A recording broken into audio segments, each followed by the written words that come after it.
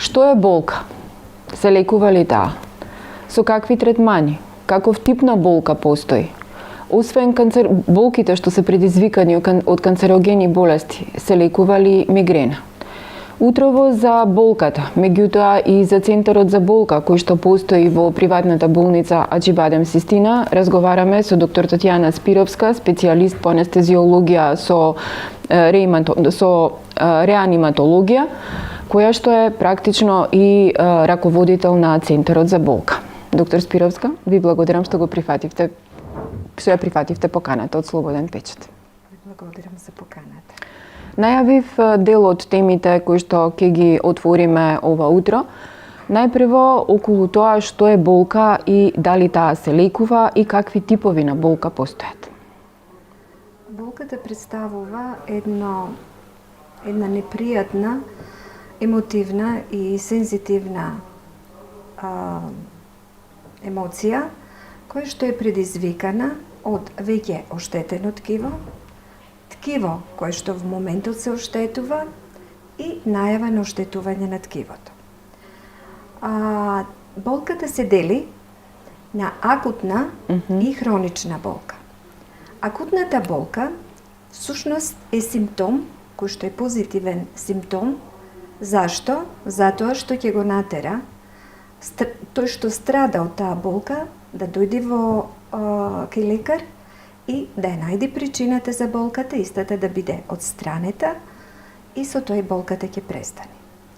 Меѓутоа, хроничната болка настапува, представува повеќе како синдром, настапува после веќе оштетување на ткивото. И таа се дели на малигна болка, хронична немалигна болка и најново во светската литература за третман на болка се јавува и нова група на болка која што е постмалигна немалигна болка. Има начин да се лекува болката, човек не треба да страда од болка. Секоја болка се лекува. Ако е акутна болка, ќе се најде причината, ќе се отстрани истата и ќе исчезни болката. Ако е хронична, тогаш има во зависност од типот, квалитетот на болка, причината која што довела до таа болка, има многу различни методи кои што ние во нашиот центар и ги практикуваме и на тој начин доваѓа до обезболување на пациент. Так, кога веќе го спомнавме Центарот за болка, најавив во најавата, кажав практично дека во Систина има цело одделение, односно тоа е Центар за третман на болка, вие сте негов раководител. Што значи ова за пациентите? Кои типови на болка најпрво ги третирате, бидејќи третирате од мигренозни болки преку до болки кои што се како резултат на канцер? Што се, ајде најпрво да им кажеме на гледачите, кога станува збор за третман на болка која што е од неканцероген тип, што се може кај вас да се обезболи? Прво би сакала да објаснам што всушност е нашиот центар. Тоа не е цел оддел, всушност целата болница влегува во тој Центар за болка. Зашто? Затоа што ги користиме професионалните ресурси од различни специјалности што ги имаме во цела болница, за да може систематски да се истретира една болка. Како што реков, во центарот се третира хронична болка, се третира малигна болка, меѓутоа се третира и хронична немалигна болка. Во групата на хронична немалигна болка спаѓа, како што кажавте, и мигрената, тука спаѓа и остеомускулна болка, мускулна болка, невропатска болка, зглобна болка, која што секако се третира во нашата болница. Зашто? Затоа што имаме специјалности различни кои што може да третираат. Би почнала, например, мигренозна болка. Секако може да истретира невролог. Во болницата имаме невролог кој што може да истретира таа болка. Доколку медикаментозно не успее да се истретира таа болка, тогаш се приоѓа кон малку полуинвазивни и инвазивни методи. Во нашата болница се практикуваат блокирање на нерви, аблација на нерви, за да се обезболи пациент. Исто така и во групата на остеомускулна болка може покрај медикаментозната терапија да се вклучат и тие регионални блокови, блокирање на одредени нерви кои што успешно ги третираат тој тип на болки. При болки во ребетот кои што многу често се јавуваат кај сите нас, покрај медикаментозната терапија, исто тука може со блокади, може и физикална терапија. Затоа, за да на гледачите им биде јасно, да им биде појасно, јас ќе кажам колку специјалности се вклучени во третирањето на болка во овој центар. Во третирањето на хронична немалигна болка учествуваат невролог, реуматолог, анестезиолог, кој што е обучен за да третира со блокирање на нерви, интервентни радиолози, кои што се вклучени во третманот и на хронична немалигна и на хронична малигна болка. Тие циљано под рентген го гледаат нервот кој што може да биде или третиран со аблација, или со невролиза, или со блокада, и истиот да биде истретиран така и болката да исчезне. Тука секако спаѓаат и ортопеди, посебно во делот на остеомускулна болка, зглобна болка и болка во ребетниот мозок. Исто така вклучен и неврохирург. Кога некој пациент страда од дископатија, кога тој дискус веќе е променет, прави некакви проблеми и болка и ограничени движења на пациентот, меѓутоа се уште не е за операција, успешно ги третира и ги лекува со озонска терапија. Така да имаме една цела плејада на средства, методи, можности за таа болка да биде истретирана. Може ли практично да им објасниме на гледачите, значи доколку почувствуваат некаква немалигна болка, после ќе се вратиме на малигната болка, каде треба да се обратат? Треба да закажат термин во вашата болница и да практично од тука почнува и нивното лекување. Дали се лежи во болница, има ли таква потреба или станува збор само за преглед кој што се завршува во текот на еден ден? Секој човек кој што пати од болка и сака истата да биде одстранета, што според мене секако дека треба да се лекува, ќе закажи во нашиот кол центар дека е за третман на болка, ќе закажи термин. Генерално тие пациенти ги прегледувам јас и во зависност од типот, квалитетот на болката, причината за таа болка ќе биде исконтактиран специјалист од одредена област кој што ќе го превземи пациентот. Повторно ќе кажам, бидејќи третманот на болка е една цела наука и хронична болка не може да се излекува со едно доваѓање на лекар и во зависност од самата болка. Доколку може да се истретира медикаментозно, со прегледот се дава медикаментозна терапија, пациентот ќе си оди дома и после тоа се следи. Колку е успешно сето тоа или треба да се оди чекор понатаму. Доколку во самиот старт се одлучи дека таа болка не може медикаментозно да се истретира и дека треба некоја инвазивна метода, тогаш пациентот ќе треба да еднодневно доаѓа кај нас. Тоа е амбулански, ќе се боцне блок, ќе се види ефектот и повторно ќе кажам, бенефитот од овој центар за болка за пациентот е тоа што ние ги следиме пациентите.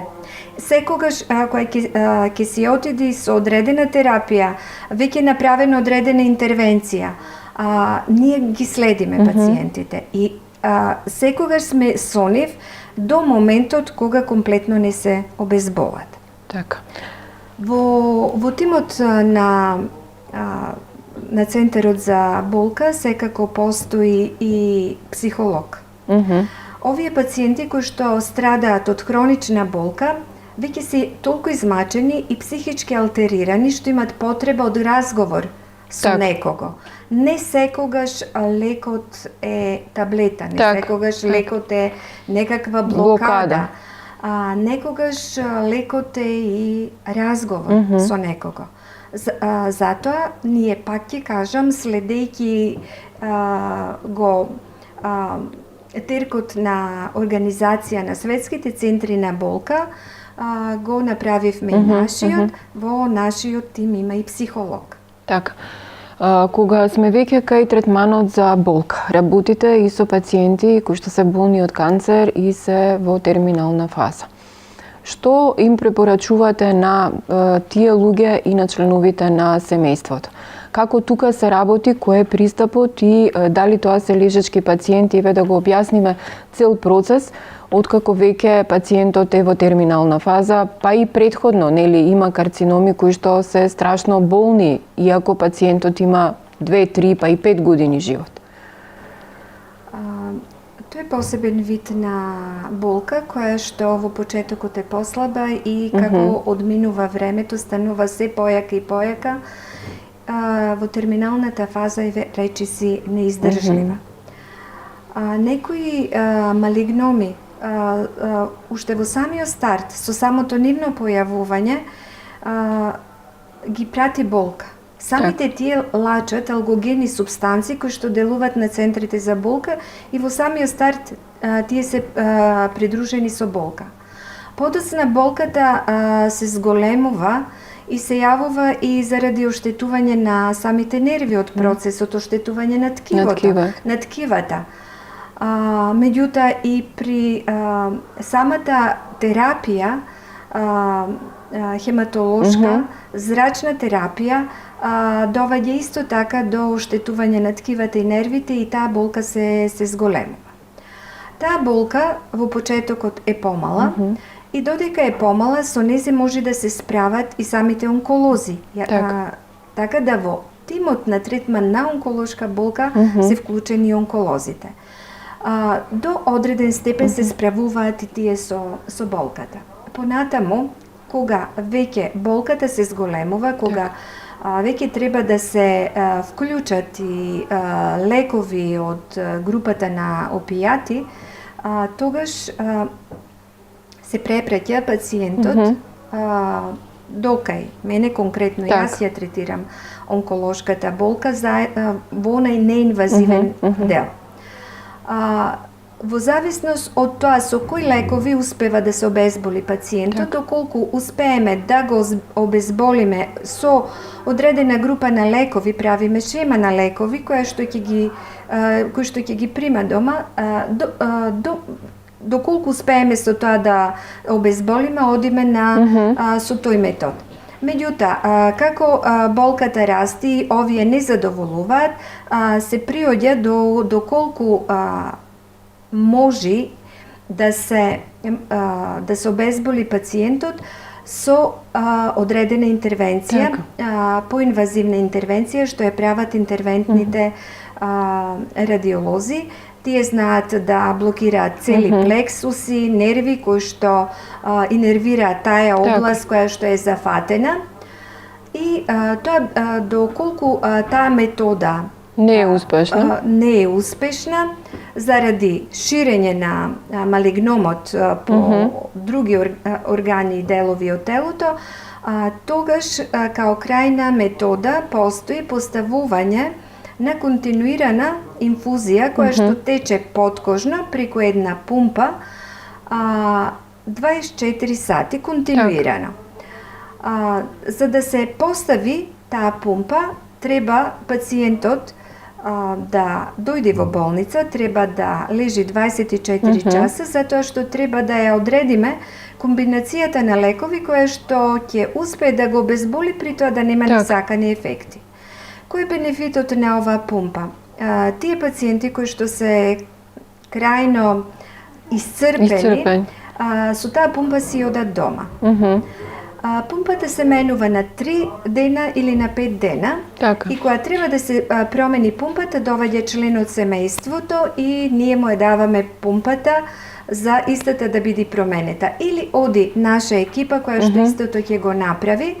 Она што е улеснително за самиот пациент е тоа што не мора да доаѓа во болница. Така.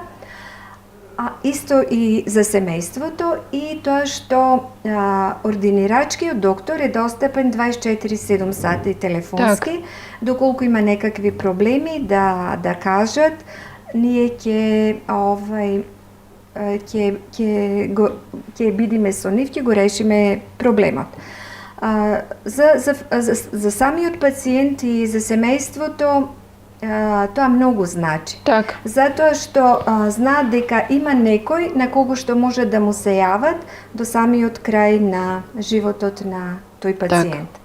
Не се сами во таа битка. Така, значи практично сте и лекари, и психолози, и психијатри во тој момент. Да. Препорака една еве за крај, малку темата е непријатна, меѓутоа секако има многу болни на кои што им е потребен вашиот центар за болка. Значи болка не треба да се трпи, лек има. Да. Кажете ми еве препорака до пациентите кога е вистинскиот момент да дојдат кај вас, без разлика дали станува збор за канцерогена болка или не. Кога пациент почувствува нагла болка, што зборувам за акутна болка, може да дојде во болницата, секако може да бидат згрижени, ќе се направат инвестигации, ќе се најде причината, ќе се истретира и болката ќе ја снема. А тие што се со хронична болка, ако некоја болка трае и се знае што е причината, а и да не се знае што е причината, слободно нека се јават во кол центарот и сигурно од болницата ќе излезат со решение за болката. Така. Затоа што имаме начини, имаме можности за истата да биде истретирана. Не сме никој да страда од болка. Така. Почитувани гледачи, ова беше доктор Татјана Спировска, специјалист по анестезиологија од приватната болница Аџибадем Систина. Таму сепак постои центар за болка, така да не трпете болка, доколку имате проблем, јавете се, сигурно ќе ви биде решен. Вие останете со програмата на Слободен печат, следите го нашето веб издание и секако очекувајте го издавањето на нашиот весник. Ви благодарам за вниманието.